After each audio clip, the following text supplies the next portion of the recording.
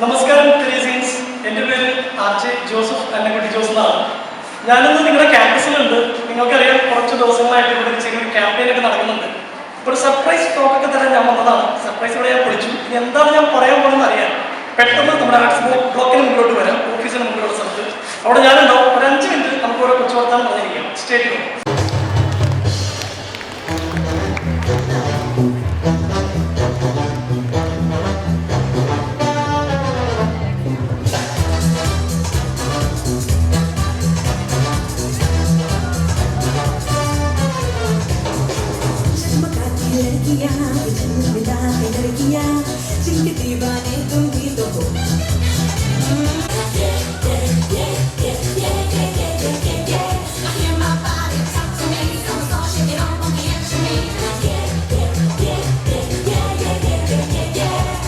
girls like to swing.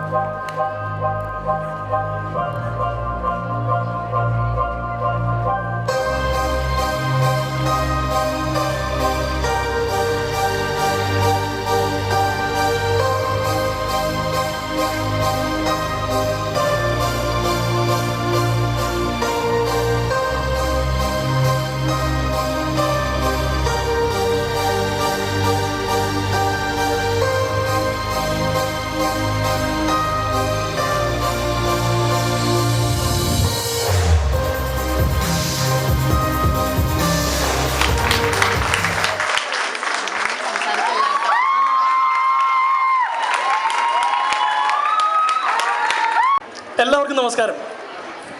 പേര് Joseph Annamkutty Jose എന്നാണ്. ഇന്നിവിടെ ഇത്രയും പെൺകുട്ടികളുടെ മുമ്പിൽ ഞാനിവിടെ വന്നു നിൽക്കുമ്പോൾ ഒരുപാട് പേര് അസൂയോടുകൂടി എന്നെ നോക്കുന്നുണ്ട്. എൻ്റെ ആത്മാവ് സ്വർഗത്തിൽ കിടന്ന് അർമാദിക്കും എന്ന് ചിന്തിക്കുന്ന ഒരുപാട് ആളുകളുണ്ട്. ഞാനിവിടെ വരുന്നത് 3ാമത്തെ തവണയാണ്. ആദ്യം ഒരു ലഹരി വിരുദ്ധ ക്യാമ്പയിന് വേണ്ടി വന്നു. പിന്നെ ഇവിടുത്തെ മറ്റൊരു ഡിപ്പാർട്ട്മെൻറ്റിലെ കുട്ടികളോട് കാര്യം സംസാരിക്കാൻ വേണ്ടി വന്നു. ഇന്ന് ഈ പരിപാടിക്ക് വേണ്ടി എന്നെ വിളിച്ചപ്പോൾ ഞാൻ ആദ്യം മാഡത്തോട് ചോദിച്ചത് ഒന്നുകൂടി പറയാമോ എന്താണ് സബ്ജക്റ്റ് എന്നാണ്. മെൻസ്ട്രൽ ഹൈജീനെ കുറിച്ച് അവയർനെസ് കൊടുക്കാൻ ഇന്ന് വരെ ഒരു സാനിറ്ററി പാഡ് പോലും ഉപയോഗിക്കാത്തൊരു ചെറുപ്പക്കാരൻ സംസാരിക്കാൻ വന്നിരിക്കുന്നു. ഞാനൊരു കാര്യം, ഒരു സ്റ്റാറ്റ്യൂട്ടറി വാണിംഗ് തരാണ്. ഞാൻ വളരെ ബ്രൂട്ടലി ഓണസ്റ്റ് ആയിട്ടാണ് സംസാരിക്കാൻ പോണേ. നിങ്ങൾ അതിൻ്റെ രീതിയിൽ എടുക്കും എന്ന് പ്രതീക്ഷിക്കുന്നു. മെൻസ്ട്രേഷൻ അല്ലെങ്കിൽ പീരീഡ്സ്, ഇതിനെക്കുറിച്ച് ഞാനൊക്കെ മനസ്സിലാക്കിയത് +2 പഠിക്കുമ്പോഴാണ്. അന്നത്തെ കാലത്ത് ഞങ്ങളുടെ സെക്ഷുവൽ ക്യൂരിയോസിറ്റിയുടെ ഭാഗമായിരുന്നു ഒരു പെൺകുട്ടിയുടെ പീരീഡ്സിനെ കുറിച്ച് മനസ്സിലാക്കാമെന്ന് പറഞ്ഞാൽ. അന്ന് ഗെയിംസൊക്കെ ഉണ്ടായിരുന്നു. അവളുടെ പീരീഡ്സ് കണ്ടെന്ന് ഞങ്ങൾക്ക് സമ്മാനം. അതുപോലെ തന്നെ ഇന്ന് 22-ാം തീയതിയാണ് അവളിങ്ങനെ പെട്ടെന്ന് ഓടിപ്പോകുന്നതായി കണ്ടതെങ്കിൽ അടുത്ത മാസം 22-ന് ഞങ്ങൾ വെയിറ്റിംഗ് ആണ്. ഓടുന്നുണ്ടോ? ഞങ്ങളെ സംബന്ധിച്ചിടത്തോളം മെൻസ്ട്രേഷൻ അല്ലെങ്കിൽ പീരീഡ്സ് എന്ന് പറയുന്നത് ഞങ്ങളുടെ ക്യൂരിയോസിറ്റിയുടെ ഭാഗമായിരുന്നു. അതുപോലെ തന്നെ പെൺകുട്ടികൾക്ക് ഇതുണ്ടോ എന്നറിയാൻ ചെയ്തിരുന്ന പരിപാടി ബാഗൊന്നും നോക്കട്ടെ എന്ന് പറയുമ്പോൾ അവർ തടയുകയാണെങ്കിൽ യെസ് യു ഹാവ്. ഇത്രയും ചീപ്പായിരുന്നു. This is how we understood menstruation and periods. പക്ഷേ എനിക്ക് കുറച്ചും കൂടി ഒരു ധാരണ ഉണ്ടായിരുന്നു. നിങ്ങൾക്കറിയാം, ഞാൻ വൈറലായ ഒരു വീഡിയോ എന്ന് പറയുന്നത് ഫാഷൻ ചാനൽ വിളിച്ചിരുന്ന് കണ്ടപ്പോൾ അമ്മ എന്നെ കൈയോടെ പിടിച്ചാണ്. അന്ന് അമ്മ എന്നോട് പറഞ്ഞു തന്നു, ജോസഫേ, നീ ഒരു ആൺകുട്ടിയാണ്. നീ ഒരു പെൺകുട്ടി ആയിരുന്നെങ്കിൽ ഒരു 10-16 വയസ്സൊക്കെ ആകുമ്പോൾ പ്രകൃതി നിന്നോട് പറയും you are becoming A woman. അപ്പോൾ നിന്റെ ശരീരത്തിൽ ചില മാറ്റങ്ങൾ സംഭവിക്കുമ്പോൾ അമ്മ പറഞ്ഞു തരും എന്തിനാണ് മോൾ ഇതൊക്കെ സംഭവിക്കണേന്ന്. അമ്മ അന്ന് എന്നോട് പറഞ്ഞതായി എനിക്ക് ഇപ്പോഴും ഓർമ്മയുണ്ട്.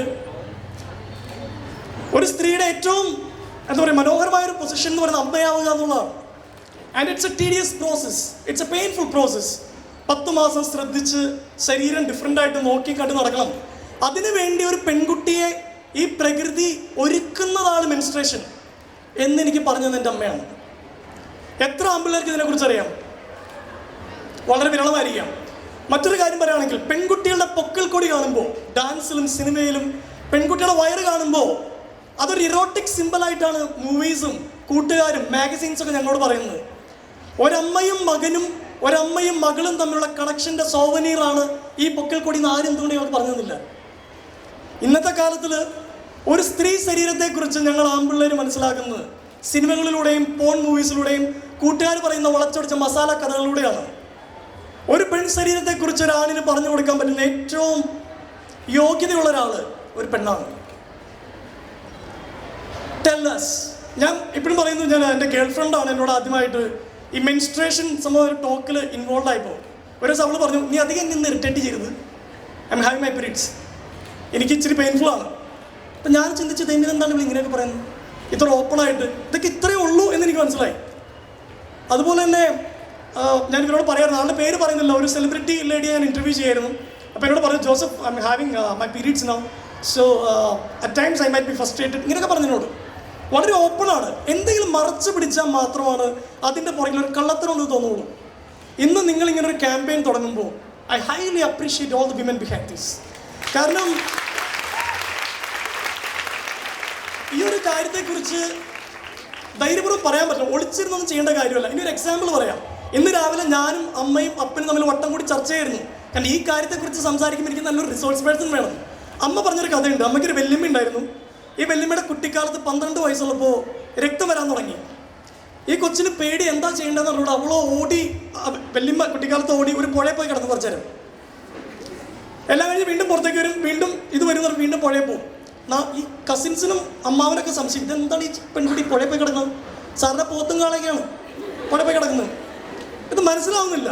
അവസാനം വെല്ലുമ്മയുടെ അമ്മ ചോദിച്ചു, എന്താണ് നീ കാണിക്കണമെന്ന് ചോദിച്ചപ്പോൾ ഇതാണെന്ന് മനസ്സിലായി. ഇനി ഈ ജനറേഷനിൽ ഒരു കാര്യം പറയാം. എൻ്റെ ചേട്ടൻ്റെ വൈഫ് സൈന, അവർക്ക് മകളുണ്ട്, അന്നമോള് എൻ്റെ ചേട്ടനും ഇത്തവണ ദുബായിൽ നിന്ന് ഇങ്ങോട്ടേക്ക് വന്നപ്പോൾ അന്നമോൾ, ഇത് അമ്മ പറഞ്ഞാൽ എനിക്കറിയില്ലായിരുന്നു, അമ്മയുടെ അടുത്ത് നിന്ന് അന്നമോൾ പറഞ്ഞു, എൻ്റെ കയ്യിൽ ഒരു സാധനമുണ്ട്, അമ്മ തന്നു വിട്ടത്, ഒരു സാധനം ഉണ്ട് തോന്നുന്നു. അപ്പം എന്ത് സാധനം എന്ന് വെച്ചപ്പോൾ സ്റ്റേ ഫ്രീയുടെ ഒരിതാണ്. അപ്പോൾ അവൾ വളരെ ഇതായിട്ട് പറഞ്ഞു, അമ്മ എന്നോട് ഇങ്ങനെ പറഞ്ഞു തന്നിട്ടുണ്ട്, എൻ്റെ ക്ലാസ്സിൽ പലർക്കും ഇങ്ങനെ സംഭവിക്കുന്നുണ്ട്, മോൾക്ക് എപ്പോൾ വേണമെങ്കിലും സംഭവിക്കാം, അമ്മമ്മയോട് പറയണം ഇങ്ങനെ സംഭവം ഉണ്ട് എന്നൊക്കെ പറഞ്ഞു. ഇതിട്ട് ഇവിടെ നേരെ അപ്പൂപ്പൻ്റെ അടുത്തുണ്ട്, എൻ്റെ അപ്പൻ്റെ അടുത്ത്, എൻ്റെ കയ്യിലൊരു സാധനമുണ്ട്. അപ്പോൾ അമ്മ ഇടപെട്ടു, ഇതെല്ലാവരും പറയണമെന്നില്ല, പക്ഷേ അതിൻ്റെ ബ്യൂട്ടി എന്ന് പറയുന്ന ഒരു അമ്മ അത് മനസ്സിലാക്കി എന്നുള്ളതാണ്. അതായത് ഈ അന്നമോളുടെ അമ്മ സൈന ചേച്ചി, എൻ്റെ ഏട്ടത്തി അമ്മ പറഞ്ഞു, മോൾ ഇങ്ങനെ സംഭവം ഉണ്ടാവും, നീ ഒന്നും പേടിക്കേണ്ട, അമ്മ അവിടെ ഉണ്ട്, അങ്ങനെയുള്ളവർക്ക് ഇടാനുള്ളൊരു സാധനമാണിത്. ഇങ്ങനെ എത്രത്തോളം ഓപ്പണായിട്ട് നമ്മുടെ നാട്ടിൽ സംസാരിക്കുന്നുണ്ട്. ഞാൻ അവസാനിപ്പിക്കുകയാണ്. സ്റ്റിഗ്മ എന്നൊരു കാര്യമുണ്ടല്ലോ, നമ്മൾ പല സ്റ്റിഗ്മകളെ പൊളിച്ചെഴുതണം.